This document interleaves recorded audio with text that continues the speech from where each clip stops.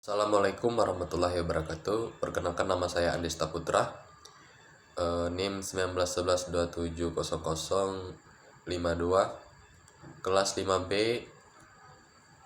mata kuliah Patologi Sosial, dosen pengampu Sepri Yunarman. Baiklah, di sini saya akan menjelaskan individu sosiopat dan reaksi sosial. Sebab terjadinya perilaku penyimpang dan sudut pandang sosiologi, biologi, dan psikologi dan kriminologi, yaitu perilaku menyimpang karena sosialisasi. Perilaku menyimpang disebabkan oleh adanya gangguan pada proses penyerapan dan pengalaman nilai-nilai tersebut dalam perilaku seseorang. Seseorang biasanya menyerap nilai-nilai dan norma dari beberapa orang yang cocok dengan dirinya saja. Akibatnya, jika ia banyak menyerap nilai-nilai atau norma yang tidak akan berlaku secara umum, ia akan cenderung berperilaku menyimpang. Yang selanjutnya, berperilaku menyimpang karena anome.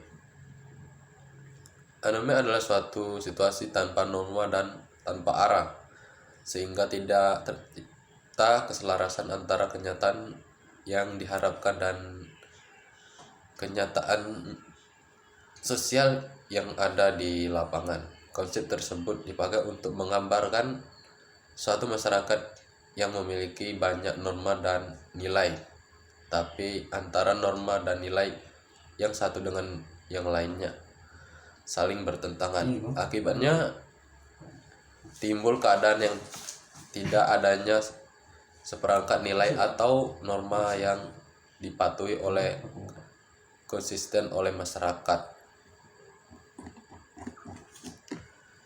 Selanjutnya, sebab terjadinya perilaku menyimpang dan sikap antisosial dari sudut pandang biologi.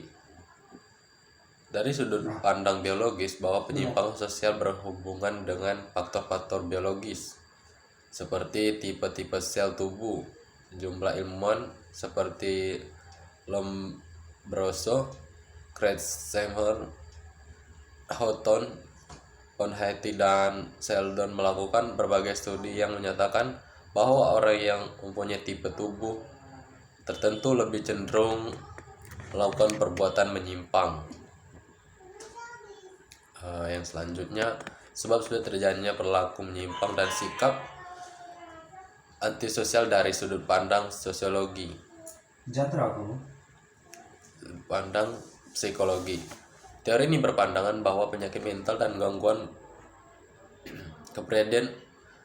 kepribadian berkaitan erat dengan beberapa bentuk perilaku menyimpang, karena perilaku menyimpang seringkali dianggap sebagai suatu gejala penyakit mental. Perilaku menyimpang juga seringkali dikaitkan dengan penyakit psikologi atau penyakit mental.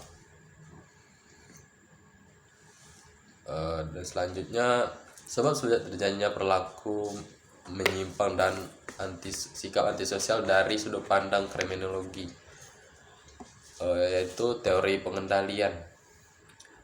Pengendalian dari luar berupa imbalan sosial terhadap konformitas dan sanksi hukuman terhadap penyimpangan, seperti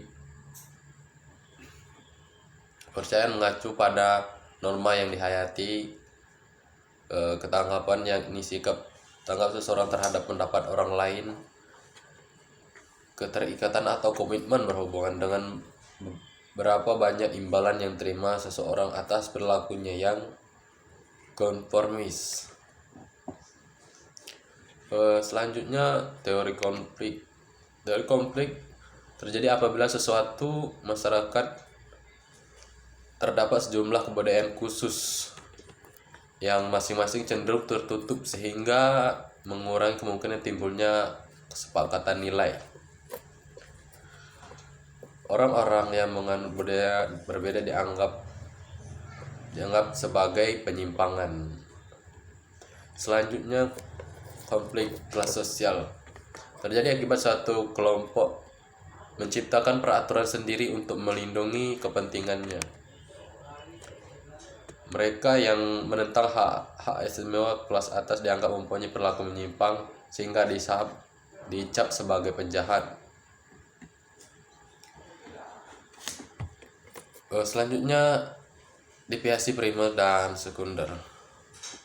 Diuraikan bahwa sebab-sebab penyimpangan dapat ditimbulkan oleh berbagai alasan yang subjektif, yaitu faktor internal dan personal. Akan tetapi bisa juga disebabkan oleh berbagai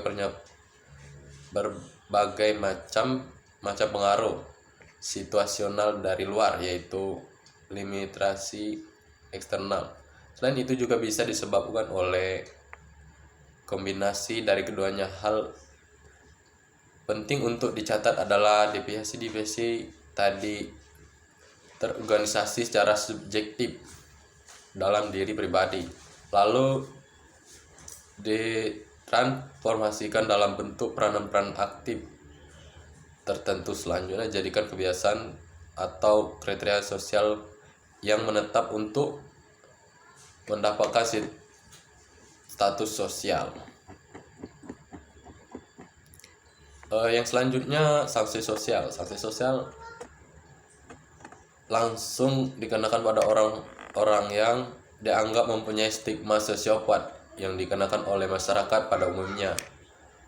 Sanksi sosial membatasi partisipasi sosial dengan cara menghalangi keikutsertaannya dalam kegiatan hidup sehari-hari. Misalnya ditolak permohonan kreditnya, dilarang bertempat tinggal di suatu daerah, ditolak masuk tentara atau korps polisi, dan lain-lain.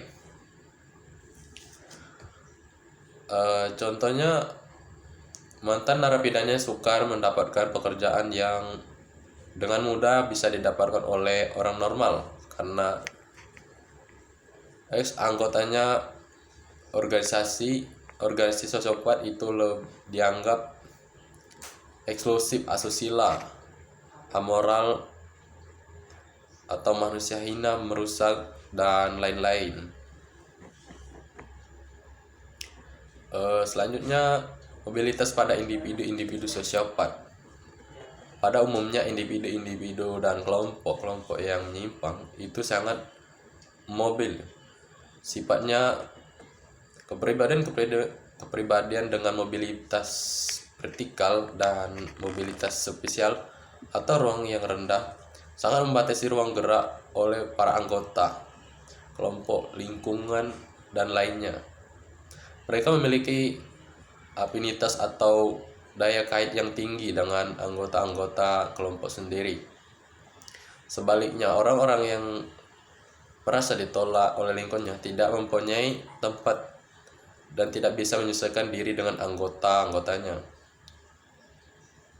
Pasti punya kecenderungan kuat untuk keluar dari daerah tempat tinggalnya dan besar kemungkinannya untuk bermigrasi ke dalam masyarakat dengan struktur organisasi yang berbeda. Tidak jarang mereka itu berpindah-pindah tempat tinggal untuk memperluas komunikasi dan habitat atau tempat tinggal. Jadi ruang gerak mereka menjadi lebih luas dan longgar.